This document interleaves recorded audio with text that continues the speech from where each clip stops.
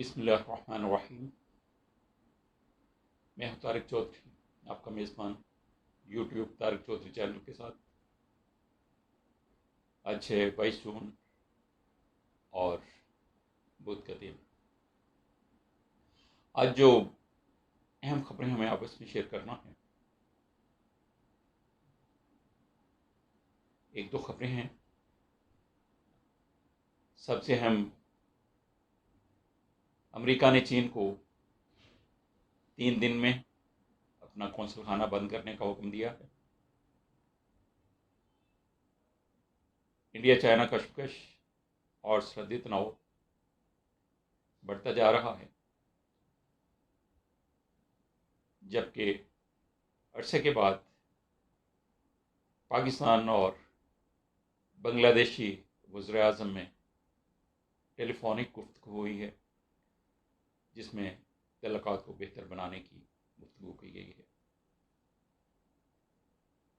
اس سے پہلے کہ ہم یہ موضوعات آپس میں شیئر کریں، آپ سے گزارش ہے کہ آپ طارق چودھری چینل کو سبسکرائب کر لیجیے، بیل آئیکن کو بھی دبا دیجیے، ویڈیو کو آخر تک دیکھیے گا، لائک کیجیے گا، شیئر کیجیے گا اور اپنی آراء اور کمنٹ سے آگاہ کرتے رہیے گا۔ تو چلتے ہیں اپنے موضوع کی طرف۔ آج امریکہ نے چین کو ہیوسٹن میں اپنا قونصل خانہ 3 دن کے اندر اندر بند کرنے اور عملے کو واپس چلے جانے کا حکم دیا۔ 3 دن کی مہلت ہے، جس کے اندر یہ سارا بندوبست کرنا ہوگا اور چینی عملے کو چین واپس جانا ہوگا۔ چین نے اس فیصلے کو انتہائی غیر منطقی قرار دیا، اس کی شدید مذمت کی ہے اور کہا ہے کہ امریکہ نے چین کو یہ جو 3 دن میں ہیوسٹن میں اپنا سفارت خانہ بند کرنے کا حکم دیا ہے، یہ یک طرفہ شکل میں اور مختصر مدت میں بند کیا جانا اس سفارت خانے کو چین مخالف اقدامات میں ایک ایسی شدت سے اضافہ ہے جس کی تاریخ میں کوئی مثال نہیں ملتی۔ اس سے چین اور امریکہ کے بڑھتے ہوئے تعلقات میں جو تناؤ تھا وہ اور شدید اور گہرا ہوتا ہوا نظر آ رہا ہے۔ ساؤتھ چائنا سی کے حوالے سے پہلے ہی دونوں ملکوں کے تعلقات ایک شدید تناؤ کا شکار تھے، اور اب امریکہ نے اس پہ ایک اور تعلقات کو خراب کرنے کا اقدام کرتے ہوئے چین کو سفارت خانہ بند کرنے کا حکم دے کر تعلقات خرابی میں مزید شدت پیدا کر دی ہے، اور چین بھی اسے ٹھنڈے پیٹوں برداشت کرنے کے لیے تیار نہیں ہے۔ وہ بھی یقیناً اس موقع کو آرام سے نہیں جانے دے گا اور اس کا ترقی جواب دے گا، جیسا کہ چین ہمیشہ سے کرتا چلا آیا ہے، اور ووہان میں واقع امریکی قونصلیٹ کو بند کرنے پر غور کر رہا ہے۔ اور اس طرح سے چین اور امریکہ تعلقات بالکل اسی ڈگر پہ جاتے ہوئے نظر آ رہے ہیں جیسے یو ایس ایس آر اور امریکہ کے تعلقات کولڈ وار کے دوران نظر آیا کرتے تھے، اور یہ لگتا ہے کہ شاید کولڈ وار سے بھی کچھ بڑھ کر ہے۔ امریکہ اپنی طاقت کا کھلا اظہار کرنا چاہتا ہے، جبکہ اسے یہ اندازہ نہیں کہ اب اس کا مقابلہ کسی کمزور اور بے بس حریف کے ساتھ نہیں ہے، جیسے عراق، لیبیا، شام اور ایران ہو، بلکہ اس کا مقابلہ دنیا کی ایک جناتی قوت، ایک معاشی جن کے ساتھ ہے جسے چین کہتے ہیں، اور جو سائنس اور ٹیکنالوجی میں بھی اس کا بالکل ہمسر اور ہم پلہ ہے، بلکہ کئی معاملات میں وہ امریکہ کو پچھاڑتا ہوا نظر آ رہا ہے۔ ڈونلڈ ٹرمپ الیکشن جیتنے کے لیے کچھ ایسے اقدامات کرتے نظر آ رہے ہیں جنہیں شاید انہیں ان اقدامات کی وجہ سے چند ووٹ تو صدارتی الیکشن میں مل سکیں، لیکن امریکہ کو انجام کار ان کا نقصان اٹھانا پڑے، اور امریکہ کی معاشی اور اقتصادی حالت جو پہلے سے ہی کرونا کی وجہ سے بگڑی ہوئی ہے، اس میں مزید بے روزگاریاں اور اقتصادی شرح نمو میں کمی کا اسے سامنا کرنا پڑے۔ لگتا ہے کہ امریکی مفادات پہ بھی سیاست حاوی ہو چکی ہے، اور الیکشن کے دنوں میں، صدارتی الیکشن کی دوڑ میں، امریکی صدر ڈونلڈ ٹرمپ پیدر پہ کچھ ایسے اقدامات کرتے جا رہے ہیں جس کی قیمت بالآخر ڈونلڈ ٹرمپ کو نہیں بلکہ امریکہ کو چکانا پڑے گی۔ انڈیا کا میڈیا بری طرح سے چین کے خلاف عدم اعتماد کا اظہار کرتا ہوا نظر آ رہا ہے، اور وہ یہ بتاتے ہیں کہ چین نے جو معاہدہ کیا تھا، جو وعدہ کیا تھا، جو ملٹری ٹاکس میں باتیں طے ہوئی تھی، چین ان پہ عمل نہ تو کر رہا ہے اور نہ ہی اس کا عمل کرنے کا ارادہ ہے۔ این ڈی ٹی وی کا کہنا ہے کہ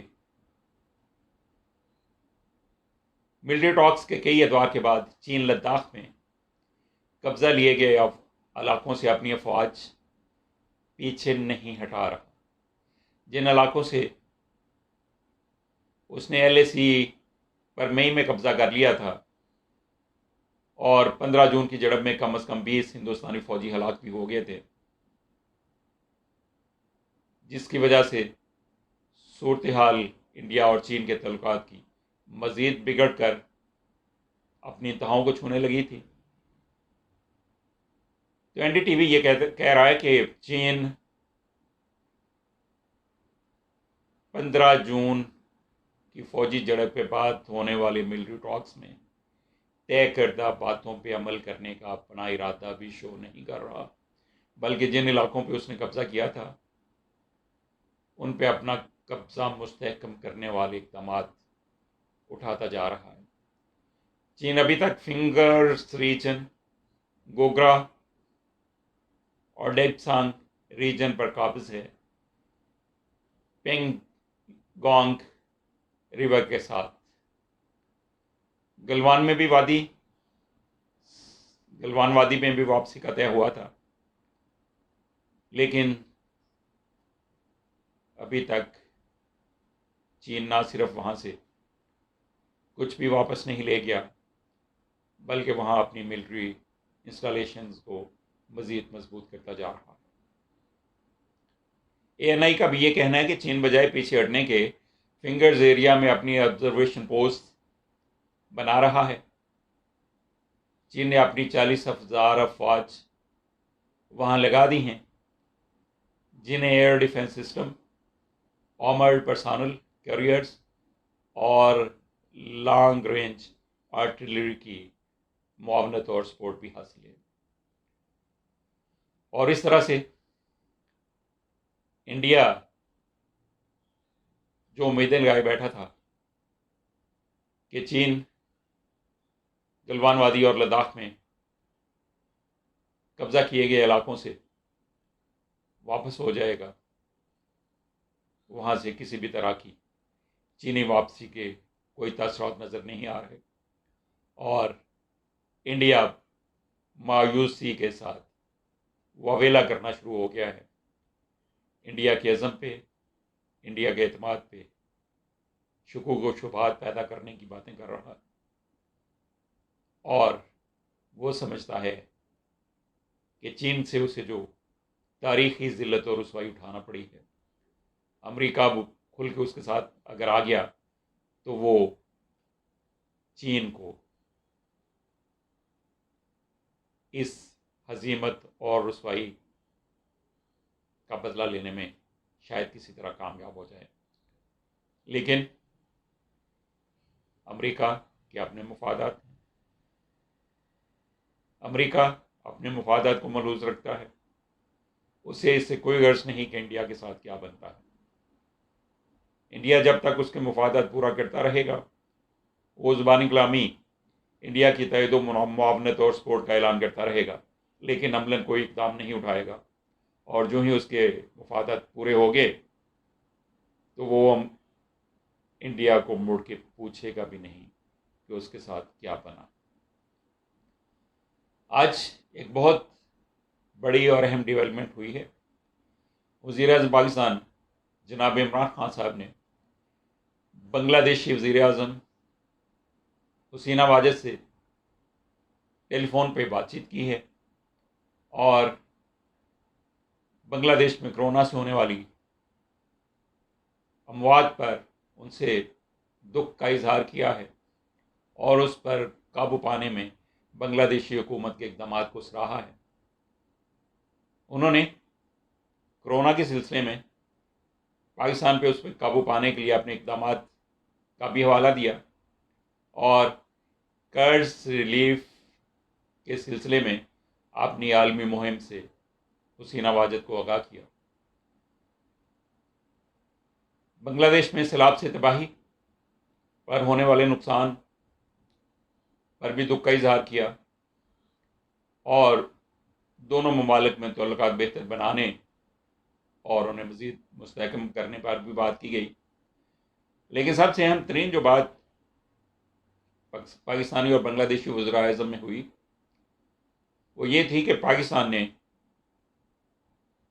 انڈیا کی دیرینہ دوست حسینہ واجد کو مقبوضہ کشمیر میں بگڑتی ہوئی صورتحال کے حوالے سے پاکستانی موقف سے آگاہ کیا، اور کشمیری عوام کی دلیرانہ جہد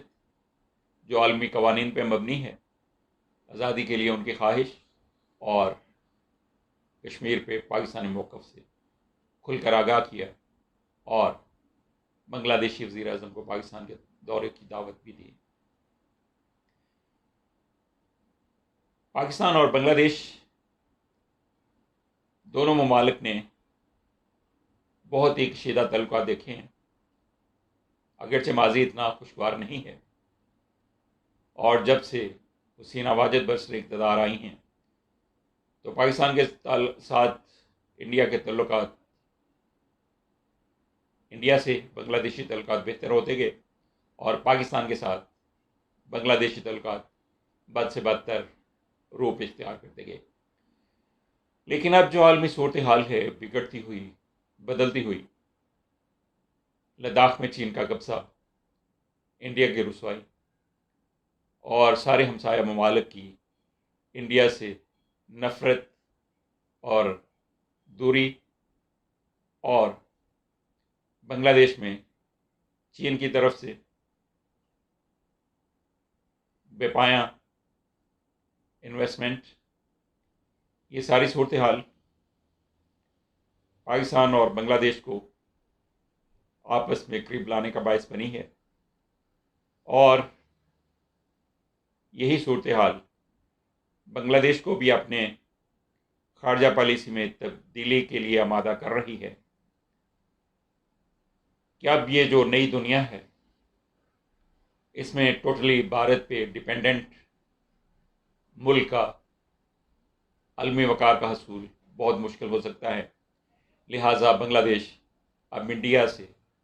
کچھ فاصلہ اختیار کرتے ہوئے چین اور پاکستان کی طرف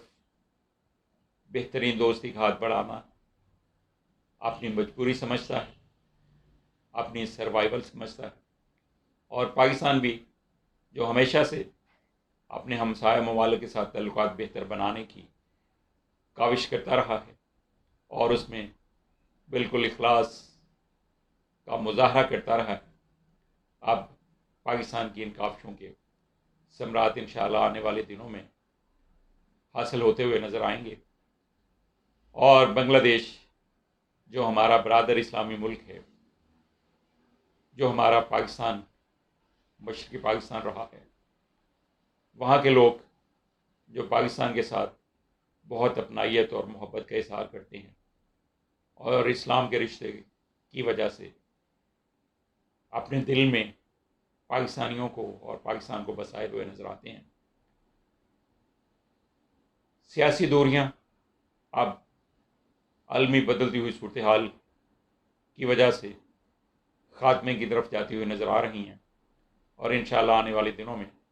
پاکستان اور بنگلہ دیش کے تعلقات مزید بہتر ہوتے ہوئے نظر آئیں گے. آج تک کے لیے بس اتنا ہی ہے. انشاءاللہ اگلی ویڈیو میں کسی اور بات کے لیے، کسی اور اہم خبر کے لیے دوبارہ سے ملیں گے. اس وقت تک کے لیے اللہ حافظ. اللہ تعالیٰ ہم سب کا حامی و ناصر ہو، ہمیں اپنی خوشنودیوں سے نوازے. پاکستان پائندہ باد.